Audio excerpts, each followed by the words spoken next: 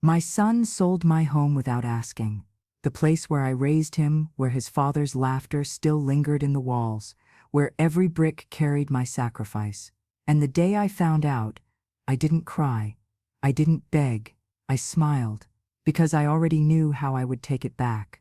The papers he signed with my forged name were just ink. Ink can burn. Ink can vanish. But dignity can rise from ashes, stronger than before. He thought I was powerless, too old to fight, too tired to care. He thought wrong. When a child betrays a mother for money, he doesn't just sell her home, he sells his own soul. That morning, I began the first step of my revenge. Not loud, not violent, silent, careful, unshakable. The kind of revenge that makes even blood turn cold. What I did next, no one expected. Not him, not the buyers, not even the neighbors who watched. Stay with me, because this is the story of how a mother lost everything and then made sure her son never forgot the price of betrayal. If you believe dignity is worth more than money, subscribe now and tell me in the comments, what would you do if your own child sold your home? I built that home with my bare hands, and with every ounce of sacrifice I had left inside me. Long before my son learned to walk, I was walking miles to clean houses, stitching clothes late at night by the dim glow of a single bulb, saving every dollar like it was gold. That house in California was not just wood and stone, it was the spine of my life, the anchor of my dreams, the one place where I believed my family would always be safe. I remember the mornings when my son was just a boy, running barefoot across the kitchen tiles, the smell of beans simmering on the stove, the sound of his father's voice telling him stories at the table. I held that house together, with love, with sweat, and with sacrifices nobody ever saw. Every time the roof leaked, I climbed up myself. Every time a bill arrived I didn't know how to pay, I found another job. The neighbors saw a proud home. They didn't see the mother who gave up meals so her son could eat. When my husband passed, the house became even more sacred. His laughter still echoed in the halls, his clothes still hung in the closet for years because I couldn't bear to let them go. On Christmas mornings, I decorated every corner with lights, not because I had much to give, but because I wanted my son to know, home is love, even when money is scarce. And I gave him everything. The best schools I could afford, clothes stitched from my own hands when I couldn't buy new, long hours of work so he could dream beyond what I ever had. I told myself it didn't matter if I was tired. It didn't matter if my hands cracked from scrubbing. As long as he was smiling, I could carry the weight of the world. But somewhere along the way, he stopped seeing the house as a gift. He stopped seeing me as the mother who built it. To him it became a piece of property, a number on a page, a thing to trade. And when I look back, I wonder, was it my mistake to love without limits? There were nights when I sat on the porch, watching him pull into the driveway with his shiny new car. I still wore the same worn slippers, the ones I'd stitched over and over to keep them from falling apart. He would smile politely, give me a quick hug, and then vanish into his world of speed and lights. I told myself it was natural. Children grow, they chase their own dreams. But deep down, I felt the gap widening. I kept pouring myself into the house, hoping he would see. I polished the wooden floors until they shone. I watered the roses his father had planted, even when my back ached and my hands stiffened. I wanted him to come home and feel the weight of his roots, to remember that this place wasn't just walls, it was sacrifice turned into safety. But the more I gave, the less he noticed. His words changed too. He no longer said home. He said property. He no longer said our house. He said the estate. And every time I heard it, it pierced deeper than any blade could. I told myself, love is patient, love is kind, but love without gratitude turns bitter. One evening, as the sun set behind the hills, I stood in the doorway of the kitchen with a cup of tea in my hand. He sat across from me, scrolling his phone, speaking about investments I didn't understand, throwing numbers into the air, as if money was the only language worth speaking. I asked him, softly, if he still remembered the nights when we had nothing but rice and beans. He barely looked up. He said, "That's the past. You don't have to keep reminding me of struggles. Things are different now." Different, that word stung. Because to me, nothing had changed. The walls were the same. The sacrifices were the same. Only his eyes had changed. Eyes that once saw me as his mother, but now saw me as a shadow of the past. I would walk through the rooms at night, touching the walls, the furniture, the photographs. Each one told a story of sacrifice. Each one carried my fingerprints, and yet I felt them slipping away from me, as if the house itself knew that one day my own son would see it as nothing more than currency. Still, I prayed.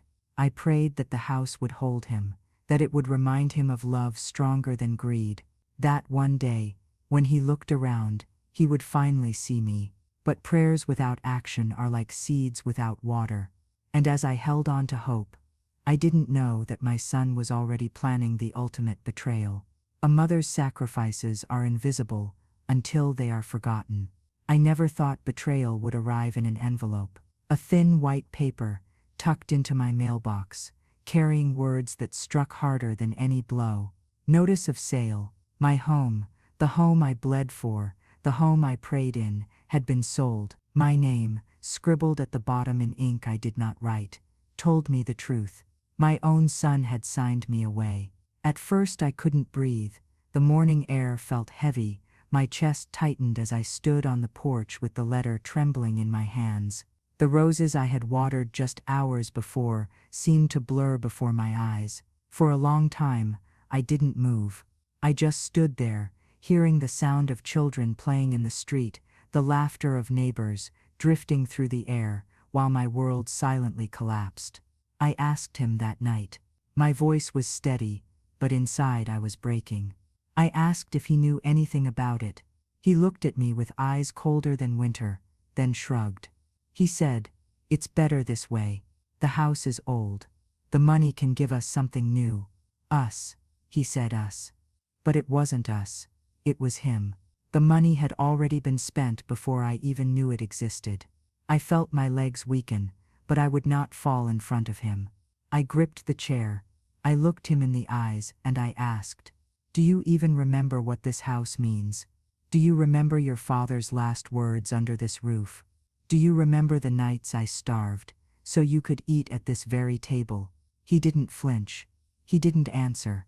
He only said, "It's just a house, Mom. Don't make it more than it is. Just a house." Those words stabbed deeper than the sale itself. My sacrifices, my memories, my entire life, reduced to just a house. The neighbors noticed when strange cars began pulling into the driveway, when unfamiliar faces walked through the yard, pointing and whispering as if they were already measuring curtains. One of them, a kind woman who had known me for years, whispered at the fence line, "I'm so sorry. I thought you wanted to move." I didn't answer, because shame is a cruel companion. I hadn't chosen this. I hadn't agreed. I was being erased in silence by the very blood I gave life to. Inside, the house felt colder. The walls seemed to lean away from me. I would trace my hands over the furniture, but even the wood felt foreign now, as though it no longer belonged. Every tick of the clock echoed louder, reminding me that time was running out, that soon strangers would stand where I once held my family together. That night, I sat alone at the kitchen table, staring at the empty chair across from me. My husband's chair. The one place he always sat, telling our boy that loyalty and respect are the only true inheritances a man can give. I wondered what he would say now, if he could see how quickly our son had sold us away. But my tears dried before they could fall, because grief has no use without strength. And in that moment, I felt something awaken inside me, not anger, not desperation, but clarity. He had betrayed me. He had sold my home. He had forgotten my sacrifice. But what he didn't know was that I still had enough fight left in me to take everything back. When a child sells his mother's roof, he sells his own bloodline. The morning after I learned the truth, I woke with a silence heavier than stone. I sat at the edge of my bed, the notice of sale still folded in my hand. Sleep hadn't come, but something else had. A decision. I would not let this end with me being erased. I began with the papers. Every line, every signature. My son's handwriting had always been careless, his letters sharp at the edges, his strokes too heavy. The signature at the bottom of the deed tried to mimic mine, but I knew my own hand better than anyone. The curve of the name, the way I always pressed too softly on the final word. This was not mine. It was a shadow. A forgery. I placed the document flat on the kitchen table, ran my fingers over the ink, and whispered to myself, "This is not the end. This is the beginning." The first person I called was an old friend, my husband's colleague, a lawyer who had once told me, "If you ever need me, don't hesitate." His voice was calm but sharp when I explained what had happened. He asked me to bring every paper, every notice, and every memory of how the house was bought. I gathered everything. Receipts yellowed with time, tax records, even the photograph of me standing in front of the house with a ribbon-cutting smile the day we signed the deed. Each item was proof, each item a weapon. Walking into his office felt like stepping onto a battlefield. The smell of leather and old books, the polished oak desk, the shelves lined with files, everything whispered of order, of rules, of justice. He examined the signature, his brow tightening. He looked up at me and said words that carved into my heart. "This is fraud, this is theft, and you can fight it." Fraud, theft, words heavier than betrayal. I leaned back in the chair, closed my eyes, and let them settle inside me. Because now I knew, my son hadn't just disrespected me. He had broken the law. But fighting him wouldn't be simple. The buyers had already moved fast. Money had changed hands. Papers had been filed with the county. Every day that passed, the chain of lies tightened. So I moved carefully. I began documenting everything. I wrote down every conversation with my son. I saved every letter. I asked neighbors to sign statements, confirming they saw strangers touring the property before I even knew it was on the market. Each piece was another brick in the wall I was building, not to defend myself, but to trap him. At night, I sat alone in the living room with a single lamp burning, the deed spread before me. The silence was loud, but in it I could hear my husband's voice. "Stand tall. Do not beg. Do not fear. Truth is your weapon." I wasn't just preparing to win back my home. I was preparing to show the world who my son truly was. Still, doubt lingered like a shadow. Could I, an old woman, fight this battle against money, power, and betrayal? The answer came not in words, but in memory. His first day of school, when he clung to my hand, afraid of the unknown. Back then, I had been his courage. Now I had to be my own. And so, I waited, quiet, watching, collecting, planning. He thought I was broken. He thought I was silent. But silence can be sharper than any sword. Because the truth was simple, my revenge had already begun. A lie can sell a house, but the truth can burn an empire. The day came when planning was no longer enough. I woke before dawn, the sky still bruised with the last traces of night. My hands were steady as I gathered the documents into a leather folder. Proof of forgery, proof of fraud, proof of betrayal. Every page felt heavier than steel. I didn't tell my son. Silence was my shield. He believed I had surrendered, that my quiet meant defeat. What he didn't know was that every word he had thrown at me, "It's just a house," Mom, had only sharpened my resolve. The first step was to freeze what he thought he had gained. My lawyer filed the motion that morning, his voice calm as he told me, "Once the fraud is proven, no money can move until the truth is settled." The weight shifted. For the first time in months, I felt the ground solid beneath my feet. When my son came to visit, he walked into the kitchen with the arrogance of a man who believed himself untouchable. He smiled, poured himself coffee, and spoke of new ventures, as though my pain was just background noise. I listened quietly, stirring my tea. Then I laid a single paper on the table, the notice from the court. His smile faltered. His hand tightened on the mug. His eyes flicked over the words, "Sale frozen pending fraud investigation." He looked up, searching my face, waiting for fear. But all he found was calm. I didn't need to raise my voice. I simply said, "This is not over." After that, I rewrote my will. Every inheritance that once had his name was stripped away, line by line. My home, my savings, the land I still owned, all of it was placed into a trust that would never reach his hands. In that quiet act, I wasn't just reclaiming power. I was erasing his future entitlement. There was symbolism in the act, too. That night, I gathered the old forged papers, the false deed, and copies of his lies. I lit them one by one in the fireplace. The flames rose, devouring his betrayal, turning his arrogance into ash. I watched until nothing remained but embers, until the smoke curled toward the ceiling like a silent oath. But revenge is not only private, it must be seen. So I waited for the moment when truth would strike him hardest. At the family gathering that Sunday, relatives filled the house with chatter and warmth. He arrived, smiling, shaking hands, presenting himself as the dutiful son. I waited until everyone was seated. Then I placed the file on the dining table and said, "There are truths that must be spoken here, in front of family." One by one I revealed the papers, the forged signature, the sale notice, the court order. Gasps filled the room. His cousins stared.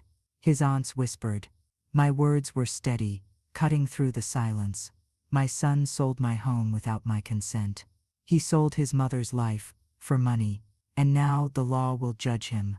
He tried to speak, but the words tangled in his throat.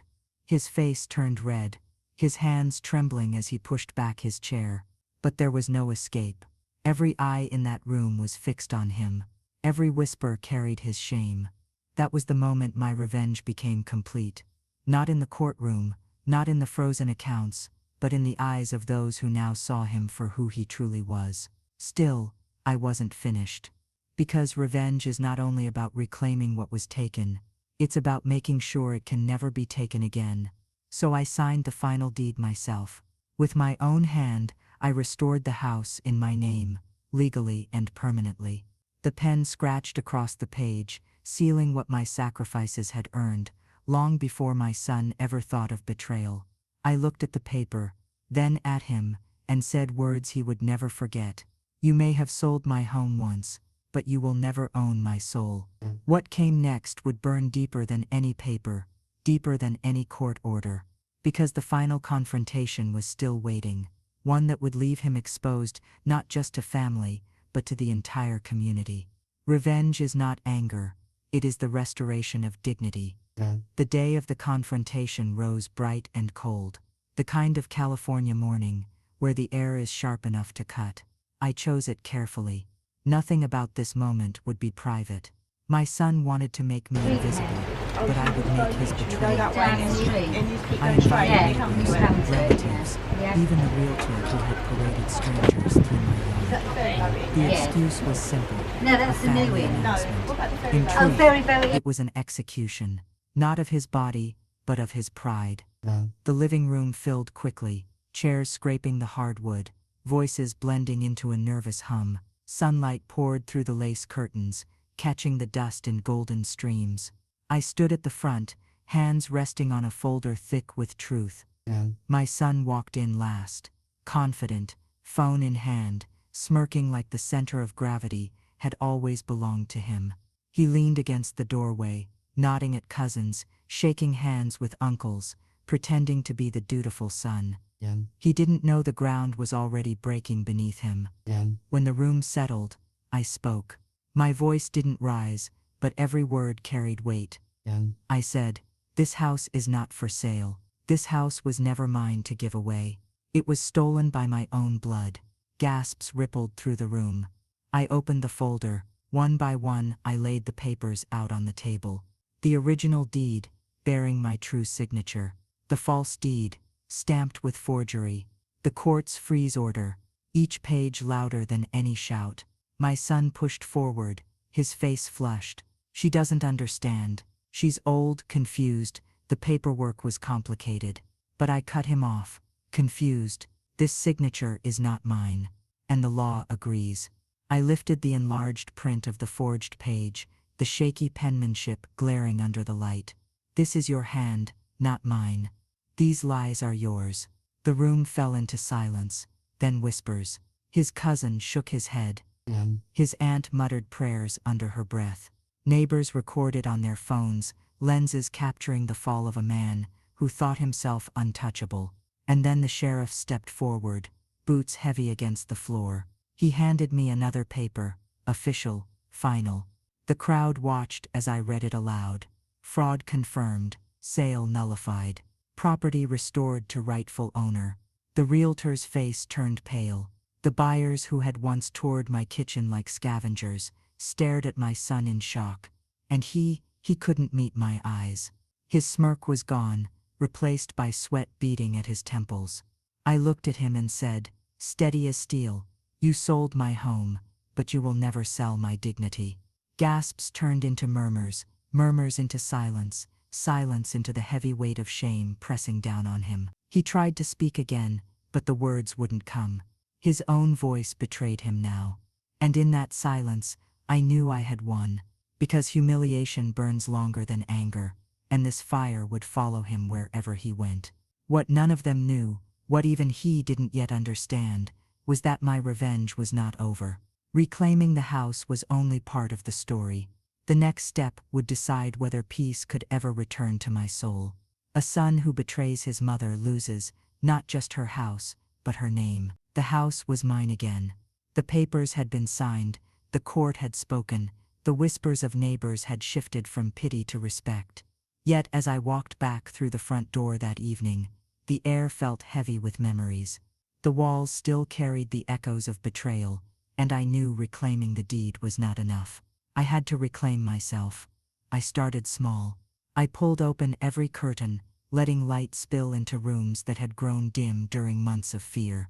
Dust floated in the golden air, settling gently on the furniture like a blessing.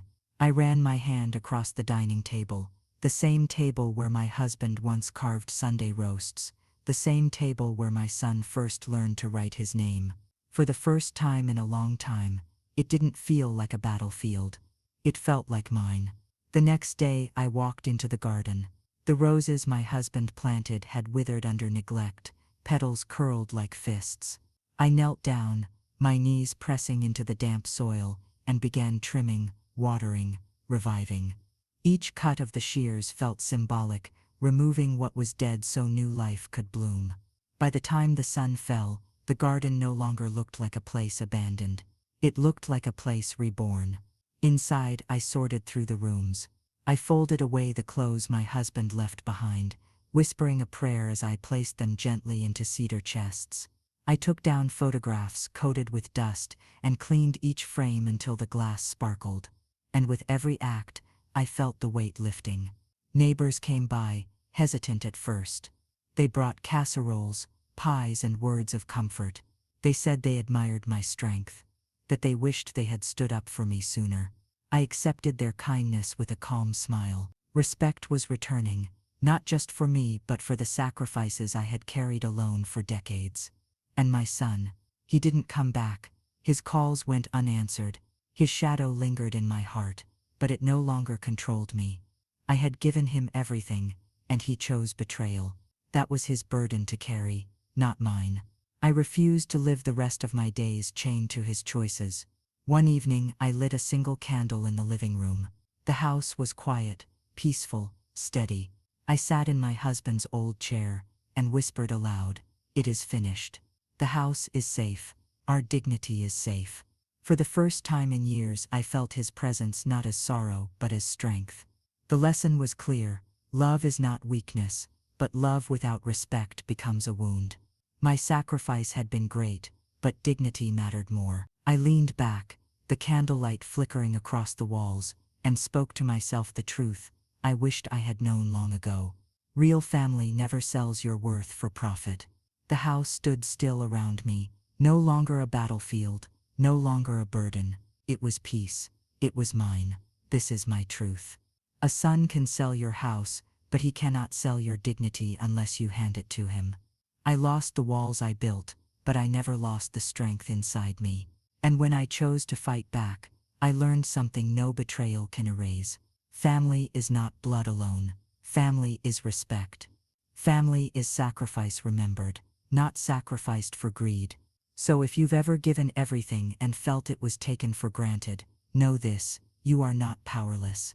You have a voice, you have a choice, and you have the right to protect the life you built. Remember this truth: when money decides love, blood turns to strangers. Now I want to hear from you. Have you ever faced betrayal from the people you trusted most? What did you do, or what would you do, if it was your own child who turned against you? Tell me your story in the comments. Share this video with someone who needs to remember their worth. And if you believe dignity is greater than money, subscribe now, because more true stories like mine are waiting to be told.